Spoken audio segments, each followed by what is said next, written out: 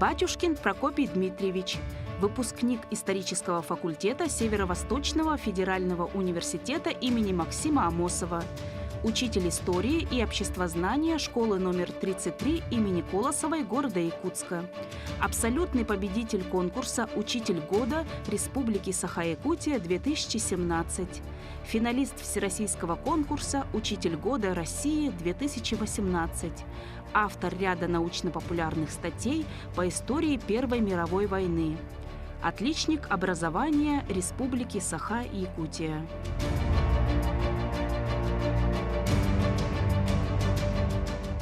Добрый день, уважаемые слушатели! Сегодня мы с вами будем говорить на тему Якутская область в годы Первой мировой войны.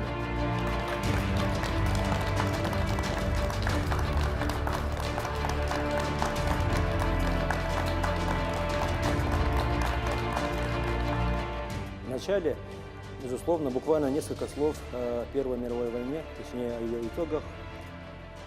Война, которая длилась 1885 дней, война, в которой участвовало 38 государств, война, по итогам которой погибло более 10 миллионов человек, и война, по результатам которой исчезла с карты Европы 4 империи, в том числе и Российская империя. И вот эта война, волею исторических судеб, на каком-то этапе оказалась забытой. Но это уже известная история. В годы советской власти эта война считалась несправедливой, захватнической. О ней предпочитали молчать, хотя справедливости ради стоит сказать, что на самом деле эту войну и в годы советской власти изучали. Но изучали ее только военные. Советское командование вооруженными силами изучало опыт войны, который, безусловно, по их мнению, должен был пригодиться наступающей войне со странами Запада. Но это не было доступно для основной массы людей. И второй момент, то, что о Первой мировой войне много писали за рубежом, в эмиграции, бывшие участники этой войны. О войне широко начали говорить, начиная примерно с 90-х годов, хотя и там тоже, в общем-то, долгое время не было доступов в архивы, о войне как-то мало говорилось. Новую жизнь, эта тематика, она приобретает, начиная примерно с 2014 года у нас в стране, потому что в этот год по всей стране широко вспоминали, как Россия вступила в Первую мировую войну. И об этой теме с этого момента уже начинают широко обсуждать, говорить, появляется множество работ, монографий. В 2018 году, опять же, столетие окончания Первой мировой войны также широко обсуждается во всем мире, также и в России. Но при этом все-таки надо заметить, что тема по-прежнему остается актуальной и в то же время малоисследованной. Особенно это касается Сибири, участия Сибири, сибиряков в Первой мировой войне. На данный момент наиболее интересная полная монография принадлежит перу Михаила Викторовича Шоловского, его знаменитая книга «Первая мировая война и Сибирь», где он открыто пишет о том, что многие темы по-прежнему ждут своих исследователей. Что касается Якутии, то нельзя сказать, что тема вообще не изучена, потому что есть достаточно подробная работа за авторством Федорова Василия Игнатьевича «Якутия в эпоху войн и революций», книга в 2 томах, но все-таки автор там ставит немножко другие задачи. Он рассказывает именно о том вкладе, который внес Якутская область, именно с точки зрения пожертвований, с точки зрения общественной работы, которые вели общественники того времени. В этой книге теме Первой мировой войны посвящена только 1 глава. Кроме того, в последнее время очень много интересных статей, не скажу, что много, достаточно, несколько статей интересных вышло под авторством научного сотрудника Института гуманитарных исследований и проблем малочисленных народов Севера Захаровой Тамары Викторовны. Она пишет на эти темы. Например, очень интересная статья о мобилизации в 1914 году. Кроме того, есть несколько статей Афанасия Афанасьевича Павлова. И практически на этом все. Безусловно, есть отдельные энтузиасты, которые работают в этом направлении, но этого явно не хватает. И в столетний юбилей выхода России из войны Хотелось бы все-таки обратить внимание, как же наша область встретила эту войну, были ли готовы жители нашей области к этой войне, с каким настроением они ее встретили, сколько человек было призвано и так далее. Вот такие интересные вопросы. И почему я говорю, что мало изучено? Потому что главный, наверное, критерий до сих пор неизвестно, сколько человек точно участвовало в Первой мировой войне. По мнению Афанасия Афанасьевича Павлова, по самым приблизительным расчетам, свыше 800 человек. В наше время, в принципе, есть хорошая возможность восстановить, если не поименно, то хотя бы большинство этих участников. Почему я так говорю? В 1911 году, то есть буквально накануне войны, население Якутской области, 92% это инородческое население, то есть народы Сибири, преимущественно якуты. То есть всего 8% населения, которое можно отнести к славянскому населению, к татарам, к евреям. И вот из них как раз и призывали в основном в Первую мировую войну, именно из их числа. Дело в том, что согласно военному законодательству в русской императорской армии имели право служить только представители вышеназванных народов, то есть инородцев в армию не брали. Хотя инородцы могли попасть в армию в одном случае, если они туда попросятся в качестве добровольцев. То есть, в принципе, при желании, при должном усердии мы с вами можем, наверное, восстановить имена, если не всех, то большинства участников Первой мировой войны. Вот вышеназванное население, которое подпадало под призыв, в основном проживало в двух округах нашей Якутской области. Это Якутский округ и Алекминский округ. И не случайно, когда 18 июля 1914 года у нас здесь в Якутске получили телеграмму за подписью военного министра, то уже тогда, точнее 17 июля получили телеграмму, а уже 18 июля началась мобилизация. И именно из этих двух округов начинают прибывать запасные нижние чины. То есть люди, которые отслужили действительную службу перед войной.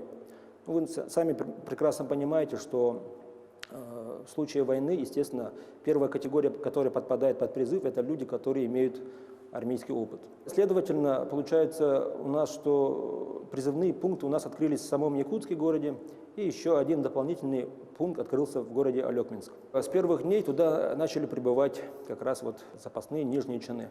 Какое-то время существовало мнение, что, мол, в Якутии из-за того, что мы так далеко расположены, у нас большие расстояния, мобилизация началась чуть позже.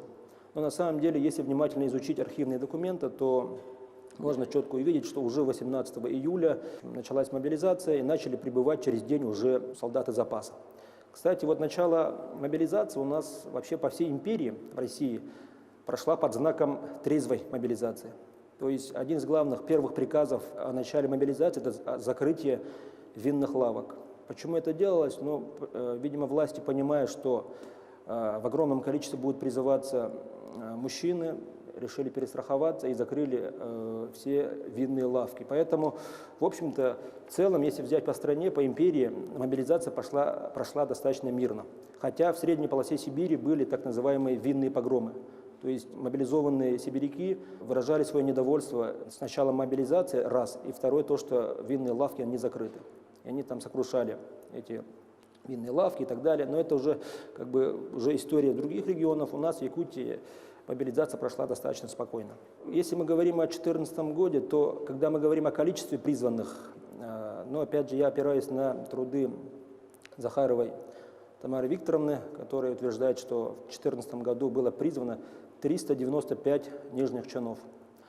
Их имена практически всех этих призванных в первый год войны, они известны. Список находится в архиве, хотя там еще не до конца этот список составлен. И эти люди уже буквально через 3-4 дня после начала мобилизации были отправлены в Иркутск. То есть путь следования мобилизации шел как раз через Иркутск. Почему через Иркутск? Потому что там располагалась 2-я запасная бригада в составе 4 батальонов. 9-й, 10-й, 11-й, 12-й батальоны, которые поступали мобилизованные из Якутии. Для чего они туда поступали? Запасные батальоны должны были в течение месяца, от силы 2 месяца, подготовить их к военной службе. Если это касалось нижних чинов, то они должны были вспомнить какие-то боевые навыки. А потом их формировали в маршевые роты и отправляли уже на запад по железной дороге. Кстати, интерес также вызывает, как они добирались до Иркутска. Их распределяли в маршевые роты и отправляли, естественно, по Иркутскому тракту, то есть по реке Лена. Так как приходилось идти против течения, плыть против течения, в целом подразумевалось, что до Иркутска они доберутся. Ну, я смотрел лично документы, там в маршрутном листе было указано 45 суток. Через 45 суток они должны были добраться до Иркутска. Но когда у нас началась мобилизация в Якутии, на помощь местным властям пришли владельцы пароходов, и до города Усть-Кут, в общем-то, наши якутяне добирались как раз на пароходах. Ну, товарищество Глотова, например, вот оно помогало вот при проведении мобилизации. А дальше уже приходилось плыть на специальных таких судах, ну, иногда их называют, в тех местах называют шитики, так как плыть приходилось против течения, эти лодки тащили на бечевке лошади, до 4 лошадей, и вот так медленно они добирались до деревни Жигалово, а потом уже пешим ходом они уже добирались до Иркутска. То есть достаточно долгий был путь. Ну и где-то, если, получается, люди были мобилизованы 18 июля, то, следовательно, где-то в середине августа они уже добирались до Иркутска. И вот там они поступали как раз в запасные батальоны, которые их готовили к войне. Дальше уже путь лежит на запад, но если мы говорим о том, что вот куда же попадали якутяне при назначении вот в боевые части, ну, преимущественно, конечно, в первые годы это сибирские стрелковые полки, которые формировались как при Иркутском военном округе, так и при Омском военном округе. Именно там они начинали служить. Дальше уже, если проследить там ход службы, не обязательно якутян вообще, да, то есть не обязательно, если мобилизованный попадал сначала в сибирский стрелковый полк, то он заканчивал войну именно в этом полку, потому что в случае ранения чаще всего они потом уже попадали в другие полки. Что для исследователей, например, ну, людей, которые интересуются вот судьбами непосредственно участников вот войны, это тоже на самом деле добавляет, скажем так, трудностей.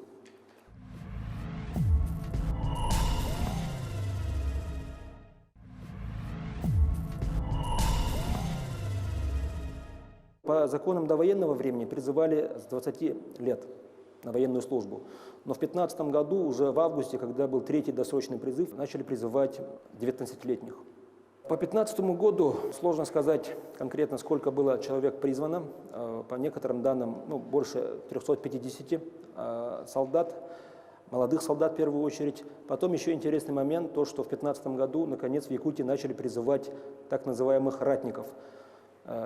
1-го разряда, 2-го разряда. Кто такие ратники? Вот для этого нужно углубиться в историю военной русской армии. Дело в том, что в 1874 году, когда была проведена военная реформа, была объявлена всеобщая воинская повинность. То есть каждый мужчина, по идее, должен был отслужить службу в армии. Но так как мужчин было гораздо больше, чем могла содержать русская армия, поэтому в русской армии установилась такая традиция. Они проводили жребий. То есть в армию попадали только те мужчины, которые вытянули определенный жребий. А остальные, тем, кому повезло, скажем так, да, они становились так называемыми ратниками. Ратников можно воспринимать как ополченцев. Ратники – это запас армии, они могли быть призваны уже по ходу войны.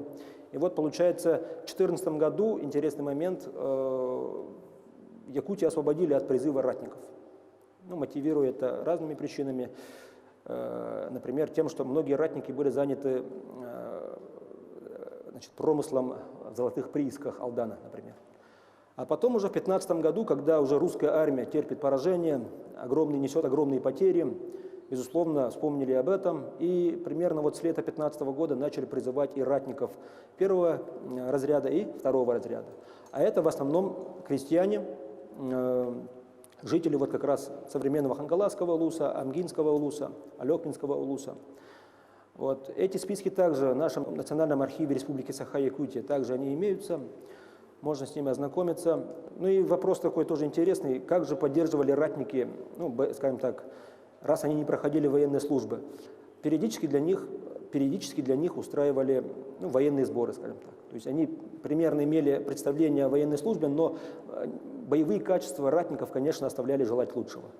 В нашем архиве имеется список из 24 человек, отправленных в качестве охотников, то есть добровольцев. Слово «охотник» от русского глагола «иметь охоту», то есть имеющий желание. Их так называли в армии, то есть добровольцы. И вот имеется список из 24 фамилий, и там можно заметить якутские фамилии, предполагаемые якутские фамилии. Некоторые из них уже известны. Например, Иван Андросов, уроженец Байгантайского улуса, современный Татинский улус. В 15 году он работал извозчиком у нас в городе. Он добровольцем вызвался на фронт. И, как известно, очень храбро и достойно воевал. Георгиевский кавалер 4 и 3 степеней. Его боевой путь примерно восстановлен. Например, если он был призван в 15 году, он попадает в 44-й сибирский полк, стрелковый сибирский полк, там воюет. Первое ранение он получает в 16 году под Барановичами. Эта вот операция, наступление под Барановичами летом 16 года, вообще мало изучена. Не то, что мало изучена, но о ней мало говорят, потому что это очень такая неудачная наступательная операция. Русская армия там потеряла очень много людей, пытаясь прорвать линию обороны. Мы больше знаем о Брусиловском прорыве, который разворачивался параллельно. А наступление под Барановичами было неким таким вспомогательным ударом для армии Брусилова. Но, к сожалению, прорвать линию обороны не удалось. Вот там как раз в июле месяце Иван Андросов получил контузию, был контужен и отправлен был в лазарет. Правда, он лечился там буквально всего лишь один день, следовательно, контузия была, видимо, легкая. Мы предполагаем, что Андросов кавалер 2 крестов, то, скорее всего, именно вот за этот случай, я просто не знаю, что он совершил, скорее всего, он был награжден Георгиевским крестом 4 степени. То есть первый крест он получил, скорее всего, предположительно в 16 году. А второй уже крест, 3 степени, он получает летом 17 года. История всем, наверное, хорошо известная. Он был пулеметчиком, и вот в опасной близости от неприятельских рубежей он открыл огонь и подавил пулеметные точки неприятеля метким огнем. Вот за это он был награжден Георгиевским крестом 3 степени. После этого он уже в конце 17 года возвращается сюда, в Якутию. Вот. Но это как бы самая такая широко известная, скажем так, судьба якута, представителя народа Саха, который участвовал в Первой мировой войне. Хотя и среди нижних чинов запаса, также которые были призваны на войну, тоже встречают интересные судьбы, интересные истории. Например, самый известный может быть якутянин, который воевал, и потом, дослужился до звания, уже в годы советской власти, дослужился до звания генерал-майора, это Андрей Иванович Притузов, уроженец Кангаласского улуса. Он в 15 году был призван на войну, хотя работал учителем. Вот тут надо обратить внимание, потому что, насколько я знаю, в 2014 году, например, учителей в армию не брали. Был известен случай, когда из Алекминского округа 2 учителей забрали в армию, даже их фамилии известны, Ивахин и Былкин. Потом в Иркутске, когда стало понятно, что они учителя, и отсюда начали, видимо, писать ходатайство, их отправили обратно, потому что мотивировали они тем, что в Якутской области и так не хватает учителей. Но в 2015 году Притузов работает учителем и почему-то был призван на фронт, и он там отвоевал полностью, потом уже в годы советской власти стал кадровым офицером, воевал в Великую Отечественную войну. Это единственный, первый якутянин, который дослужился до звания генерал-майора. Притузов Андрей Иванович. И так далее. То есть масса интересных историй, судеб. Я на это делаю упор, потому что, знаете почему? Потому что нижние чины, их судьбы совершенно неизвестны. Одно дело, когда мы говорим об офицерах русской императорской армии. В принципе, при желании у них сохранились, скорее всего, послужные списки, и там по ним можно воспроизвести судьбу офицеров. А что касается нижних чинов, то, в принципе, за 100 лет практически бывали случаи, когда никто вообще их судьбой не интересовался. Миллионы русских солдат по-прежнему в какой-то мере ждут своих исследователей. С первых дней войны местное население активно включается в благотворительность. Понятное дело, что особенно отличились в этом купцы, Вот наши известные все купцы, которые вот проживали в тот период, Никифоров, Кушнарев, Кривошапкин, вот они все, значит, делали значительные такие вклады в дело в помощи раненым, больным и так далее. Ну, например, Кривошапкин, известен случай, что он сделал пожертвование в размере 10 тысяч рублей. Это очень большая такая сумма на самом деле. Или тоже интересный момент, 24 наслега Верхневилюйского улуса собрали там порядка 850 рублей, ну примерно там 837 рублей 50 копеек, по-моему, если не ошибаюсь. Собрали для благотворительности, и сам государь, император, отправил телеграмму, ну от его имени, видимо, отправили телеграмму со словами благодарности. Вообще по всей стране в 2014 году войну встретили очень мощным таким патриотическим порывом. Во многих городах России прошли торжественные молебны. Помните, там даже в силу патриотического угара даже переименовали Санкт-Петербург, Петроград. У нас в Якутии тоже, в Якутске, в общем-то, встретили очень положительно. Никто от призыва не уклонялся. Вообще, как бы, моментов, случаев, чтобы призываемые убегали, там, дезертировали и так далее, по крайней мере, в 2014 году этого не наблюдается. Лично я сам читал только один случай, который мог подпасть под эту категорию. В общем, в Алекминском районе несколько молодых людей, их направили в больницу, они лечились, и как раз накануне проезда парохода, который следовал из Якутска, который должен был их забрать, они решили навестить родной дом, и они, значит, уехали, оставив записку о том, что через день они как раз вернутся. Но, видимо, опоздали, и там началось как бы уже, скажем так, служебное расследование. То есть оставили записку, этих людей немедленно доставить в Якутск уже. И насколько я знаю, что они прибывают в Якутск уже осенью 2014 года. То есть как бы намеренных случаев дезертирства и так далее в 2014 году не было. В 2015-2016 годах возможно, потому что к тому времени уже патриотический угар начинает угасать, люди начинают понимать, уставать от войны, и возможно, что и не все шли охотно на войну. Вот очень коротко, если рассказать о Якутской области в годы Первой мировой войны. Теперь, наверное, уже, если есть вопросы, можно задать, наверное, вопросы. Я постараюсь на них ответить. Почему вы выбрали именно эту тему Первой мировой войны? До 2014 года я к этой теме относился достаточно спокойно, в рамках, наверное, учебника по истории. Но в 2014 году произошла история, которая перевернула, наверное, в какой-то мере даже мою судьбу. Дело в том, что по материнской линии мои корни уходят в Иркутскую область, деревня Мысово, рядом с деревней Марково. И вот там жили мои предки по материнской линии. Мой прадед Марков Михей Николаевич, русский по национальности. И вот у нас в семье долгие годы, 100 лет хранилась фотография нашего прадеда. Мы, конечно, знали, что это Марков Михей, наш прадед, но никто из, скажем так, неблагодарных потомков не интересовался его судьбой. Пока я в 2014 году совершенно случайно не натолкнулся на информацию о том, что на его родине, в городе Усть-Кут, Марково входит в Усть-Кутский район, поставили стеллу, где высечены имена участников Первой мировой войны. И к своему разочарованию я увидел, что там нет имени моего прадеда. И вот именно тогда начался интерес к этой теме, потому что я решил, раз я историк, обязательно должен восстановить историю моего прадеда. Я начал заниматься поисками. Особенность моих поисков была в том, что я работал на расстоянии. То есть я не выезжал ни в Иркутск, ни в Москву. Я работал методом запросов, а эти запросы иногда летели ко мне по полгода, например. Ну и плюс то, что огромное подспорье было то, что вот сейчас все-таки, в интернете, в сети можно найти очень много информации. Уже в самом начале я натолкнулся на такую удачу. Есть такая книга под авторством Сергея Борисовича Патрикеева. Это просто колоссальный труд. Этот человек, этот исследователь с конца 90-х годов выписывал номера и имена и фамилии георгиевских кавалеров. И у него накопилось там больше 1 200 000 записей, и он издал огромный такой труд, 14 томов, если не ошибаюсь. И вот там, в одном из томов, я обнаружил искомую фамилию Марков Михей, георгиевский кавалер 4-й степени. и там был описан подвиг.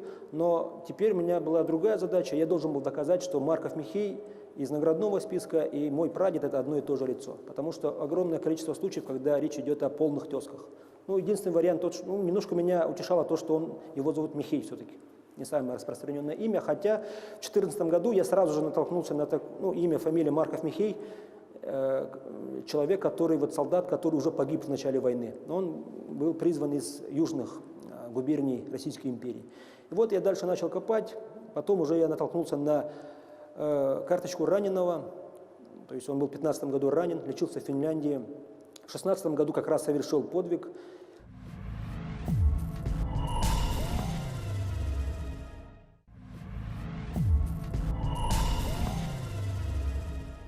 Потом я через так называемых волонтеров, людей, которые за определенную сумму ищут сведения в архивах, я обнаружил сведения о том, что вот как раз в 122-м пехотном Тамбовском полку, то есть, обратите внимание, иркутянин уже воюет в 122-м пехотном Тамбовском полку, то есть после ранения он попадает туда, из сибирского полка. Там как раз в полковых документах была обнаружена запись о том, что он вот как раз уроженец Иркутской губернии, деревни Мысово, как раз родина моего прадеда. Я так доказал, что это и есть одно и то же лицо, а потом я уже полностью восстановил его боевой путь. С 14 по 17 год. Он возвращается домой в декабре 17 года, берет отпуск на самом деле, возвращается, но дальше уже обратно не возвращается на фронт, потому что русская армия уже тогда разваливается. И вот пытаясь понять, как же его мобилизовали в 2014 году, моего прадеда, я начал как раз работать в архивах, в фондах Национального архива Республики Саха-Якутия. В общем, собственно, с этого и начинается мое исследование. Вы рассказали об Иване Андросове, уроженце Баян-Тайского улуса. Это яркий пример героизма, патриотизма, кавалера 2 Георгиевских крестов. А остальные награжденные, какие-нибудь примеры вы можете рассказать? Начнем с того, что искать награжденных, даже имея фундаментальный труд Патрикеева, 14 томов, дело достаточно сложное, потому что в наградных листах очень редко упоминают, откуда был призван кавалер Георгиевский. То есть задача какая? То есть если я, например, ищу, тоже был такой доброволец Владимир Татаринов, например, казак, ушел добровольцем на фронт, то если я эту фамилию, искомую фамилию ищу в трудах Патрикеева, то оно выдает несколько фамилий. Из них мне необходимо определить, кто действительно был уроженцем Якутии. Хотя в отношении Владимира Татаринова я могу точно сказать, что он тоже кавалер, георгиевский кавалер 4-й степени, потому что как раз в трудах Патрикеева есть такая запись, но там не указано, что он призван из Якутии, но там четко указано, что он доброволец. А это сводит практически стопроцентному шансу, что именно это и есть Владимир Татаринов, который ушел воевать из Якутии в качестве добровольца. Таких примеров много. Или, допустим, Михаил Хаютанов, тоже эта фамилия присутствует, но опять же, мы же с вами историки, нужно полноценное, стопроцентное доказательство, что именно это они призваны из Якутии. Для этого нужно делать запрос, искать эту фамилию в полковых документах. Не факт, что полковые документы хранятся, остались в сохранности, допустим, но вероятность большая есть.